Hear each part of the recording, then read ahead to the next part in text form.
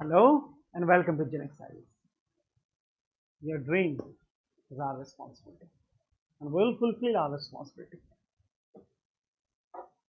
With this, we'll proceed again. Welcome back. And this time, हम एक बहुत ज़्यादा sensitive topic डिस्कस करेंगे. I need your little attention as well as थोड़ा open mindness, क्योंकि ये टॉपिक जनरल अंडरस्टैंडिंग से भी बहुत ज़्यादा इंपॉर्टेंट है, प्लस हमारा exam point of view obviously है. आप सभी ने करंट न्यूज में सुना होगा बिल्किस बानो केस.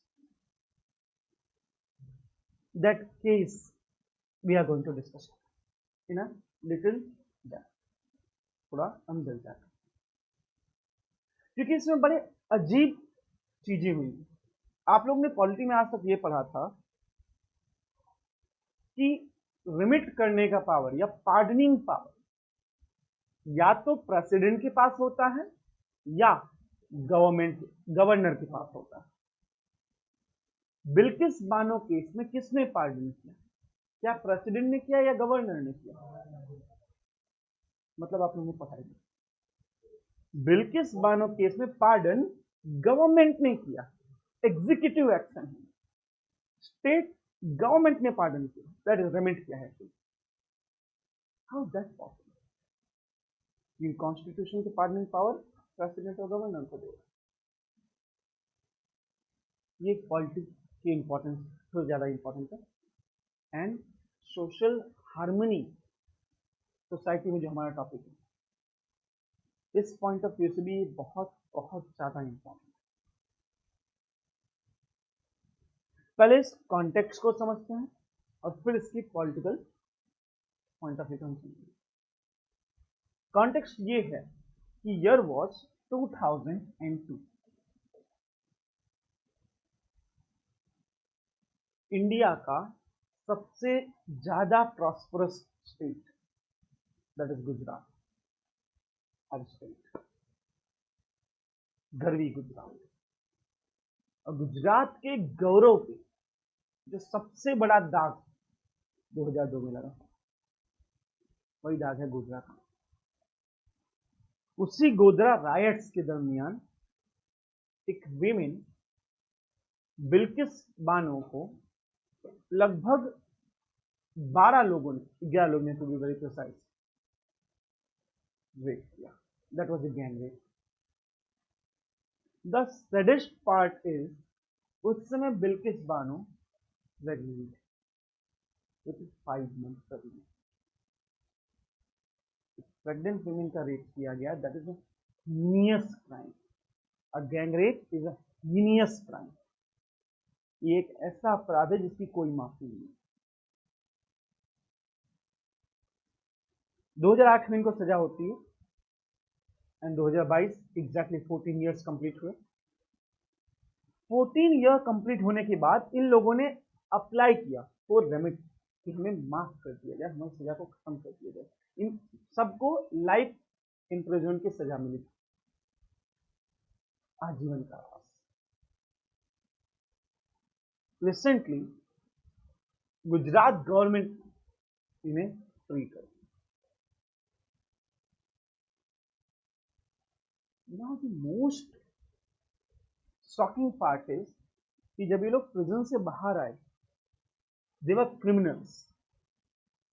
ह्यूमंस कहना इज टफ फॉर देम. इनका वेलकम किया गया विथ लॉट ऑफ फूल माला. प्रिजन के बाहर अगर आपने देखा हो उस वीडियो को, प्रॉपर फूल माला से इनके वेलकम किए गए. किसने किया? You guys already know. कल भी एक वीडियो वायरल हुआ है सेम. इनको फूल माला से वेलकम किया गया, इनका स्वागत किया गया और इन्हें वॉरियर्स का दर्जा दिया गया. That too in our society only, जहां हम यूनिटी एंड डाइवर्सिटी की बात करें, जहां हम गवर्नमेंट बड़ी बड़ी प्रोमिसेस कर रही है. In that society we welcome the rapist. On one hand we are the people who said कि रेपिस्ट को गोली मार दो, hang them, hang the rapist. हम मोमबत्ती लेके चलते हैं. Now the biggest debate is what I'm saying is very sensitive, but this is the truth. Whether Bilkis Banu is a woman or a Muslim, that we have to decide. Matter का हमारी society ने welcome किया है, and the saddest part more than that is Bilkis Bano आज भी जिंदा हैं और वो उसी गांव में हैं जहां पर उनके साथ ये सब हुआ था और जहां ये सब रेपिस्ट वापस आए. I am very sensitive toward this issue, but I don't want to be express that, वो ज्यादा सेंसिटिव हो जाएगा. तो let's move to the political angle. जब ये केस हुआ था तो बिल्किस बानो एक्चुअली गुजरात हाईकोर्ट में केस चला. बिल्किस बानो ने अप्रोच किया supreme court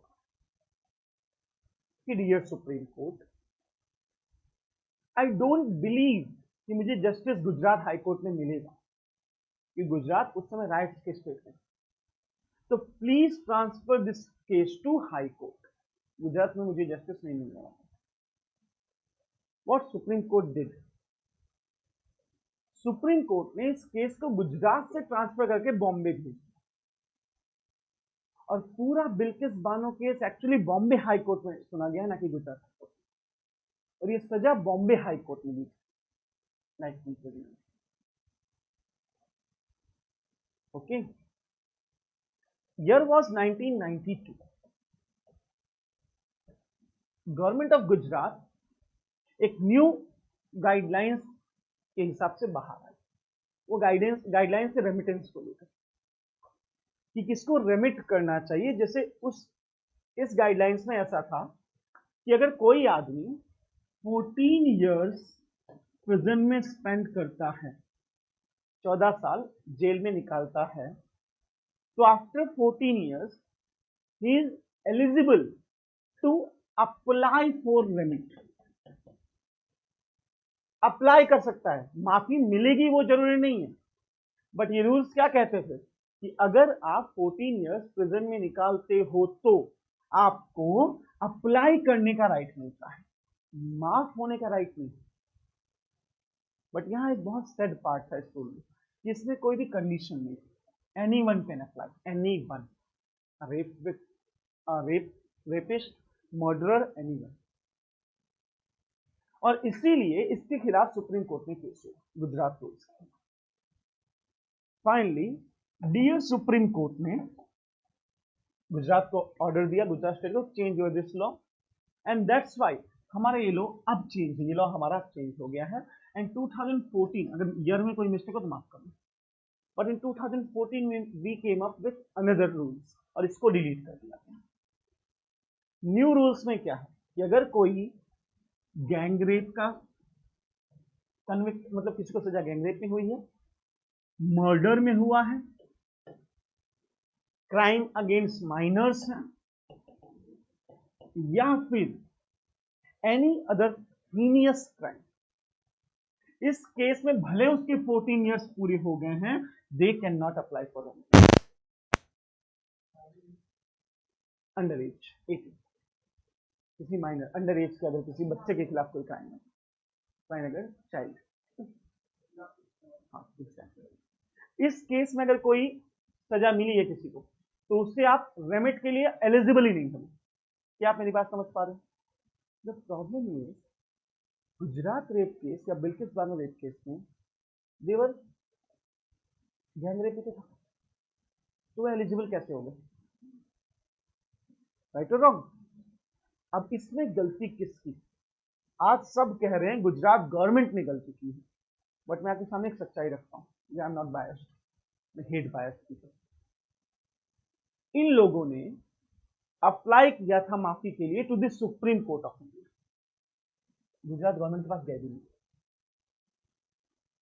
supreme court of India में अप्लाई किया गया, हमें माफी चाहिए. और ये खुद सुप्रीम कोर्ट ऑफ इंडिया है जिसने गुजरात गवर्नमेंट को ये गाइडेंस दिया कि इस केस में हमें इस रूल को फॉलो करना है, ना कि इस रूल को. एग्जैक्टली, बिकॉज जब क्राइम हुआ था तब ये रूल था. हमने आर्टिकल 20 पढ़ा हुआ है, पता ना आर्टिकल 20, जिस टाइम क्राइम होता है जो रूल्स होते हैं वो अप्लाई होते हैं. इसलिए सुप्रीम कोर्ट ने कहा कि इस रूल के अंदर करना है, ना कि. इवन सुप्रीम गुजरात के पास रिक्वेस्ट आई थी ना, पहले रिक्वेस्ट गुजरात स्टेट के पास की गई कि हमें माफ करो। गुजरात स्टेट ने क्लियर कर दिया कि ये केस एक तो हमारे हाई कोर्ट में हुआ नहीं था, पूरा केस बॉम्बे हाई कोर्ट में था, तो हमें अधिकार नहीं माफ करने का, दैट्स इट। तो ये रिक्वेस्ट गई थी सुप्रीम कोर्ट, सुप्रीम कोर्ट ने वापस रिक्वेस्ट भेजा गुजरात हाई कोर्ट की, यू हैव पावर, आपको ही माफ करना है क्योंकि क्राइम आपके एरिया में हुआ, तो only you have power to remit, and that too in this room. Gujarat government खुद binding, they were themselves binding, उनको छोड़ने, गुजरात गवर्नमेंट कभी नहीं छोड़, एग्जैक्टली माफ करना ही पड़ेगा, but they were under rule, they spend their 14 years, और इस समय ऐसी कोई कंडीशन नहीं थी हीनियस क्राइम में ऐसा होता आपको माफ नहीं करना। हाँ, दैट टू अ थिंग कि वो अप्लाई करने के लिए एलिजिबल थे, माफ होने के लिए नहीं। माफ किया गया, क्यों किया गया, किसने किया, दैट्स नॉट माय कंसर्न, क्योंकि वो चीजें डिबेटेबल हैं और जिस पे कमेंट करने का मेरे पास राइट नहीं है। As a faculty I have only one right to place truth in front of you, the real truth. ठीक है, ये था कॉन्टेक्स्ट, हमें क्यों पढ़ना है आज, अभी पढ़ा नहीं, this is only context.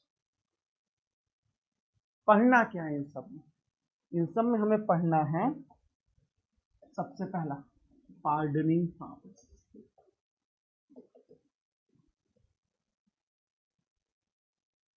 Pardon करने की, माफ करने की पावर्स क्या है और किसके पास, प्रेसिडेंट की कितनी पार्डनिंग पावर है, गवर्नर की कितनी पार्डनिंग पावर है।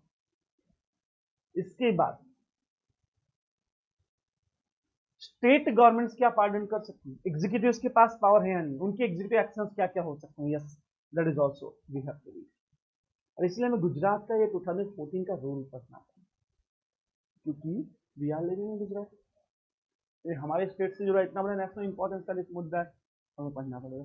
ये रूल हमें क्या कहता है, ये रूल ये कहता है, जैसे मैंने आपसे बताया कि इन केसेस में you are not even eligible to apply after 14 years, ये चेंज था पहले इसके कंपेरिजन। इज दैट क्लियर और नॉट? यस,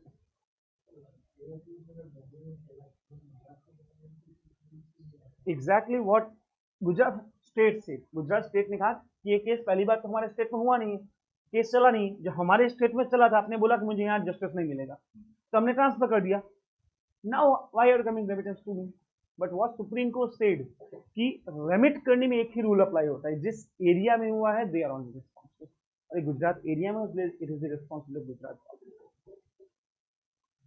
बहुत सीरियस ऑफेंस है सर, और बहुत सीरियस मुद्दे हैं हमारे सामने आज सोसाइटी के, कि वी आर द पीपल, क्या सच में रेपिस्ट को वेलकम किया जाना चाहिए? I know what I am saying, I am going to live on this topic, record होगा, घर वाले भी वेलकम नहीं करने चाहिए। किसने किया है, video is live, you can go and watch that, कितने लोग थे घर में, कितने मेंबर होंगे वहां पे वेलकम करने कितने लोग, video live. That's the thing. That's my point now. In what area we are moving? How much radicalized? That I can't comment. That's not my right. Look, whatever you say in the class, be very careful because we are live and your voice is also recorded. So I don't want any kind of radical statement here. Enough, say please. No, it's not about you. I'm just saying about anyone. Yeah. Poor people, they are saying that they have spent 14 years of their life. Exactly. Not like they did the crime when they came home. They spent 14 years. part Exactly. of their life. But the same case happened with Nirbhaya. Nirbhaya. Gang raped the 5 people. Where we are saying hang them, and we are the first person who hang. You hang them. We were the people who hang them. On the other hand, we are saying save the rapists because they have spent 14 years in jail. And what our argument is, ultimately Bilkis Bano is alive. He is not, like, he didn't die. He is alive. It is not a murder case. It is a rape case. We must be free. But sir, after rape, who actually alive? Hinda conduct a rape case. Okay. There is lots and lots of debate on this topic. But हमारे लिए वो तो important है. That is important. That's most important हमारे topic. Pardoning power government की power, high court के जो cases transfer किए जाते हैं, क्योंकि ये जो केस था हमने पढ़ा हुआ है किसमें, रिट जुरिस्डिक्शन में, याद करो हमने पढ़ा है प्रोहिबिशन, ये प्रोहिबिशन अप्लाई किया गया था यहाँ पे, एक कोर्ट से केस को लेकर अनदर कोर्ट में ट्रांसफर करना, याद है आप लोगों को, बस वही सब किंतु इसमें हमें करना है। हाँ एग्जैक्टली, बट यहाँ exactly the problem is no, it's not about law, the people who responded, because law never said that you can make them free, you should, law is not saying that if someone is applying for remittance you must remit them, that law is not saying that. What law is saying, they are eligible to apply, but you have authority to accept or not, na? Because you gave a choice in the first place, right? So that was You're very telling us that was very old law, na? That's why it was ratified in 2014 already. Exactly. Done. So can we conclude here? We'll meet tomorrow with our history lecture. Mid our history will start. Thank you very much.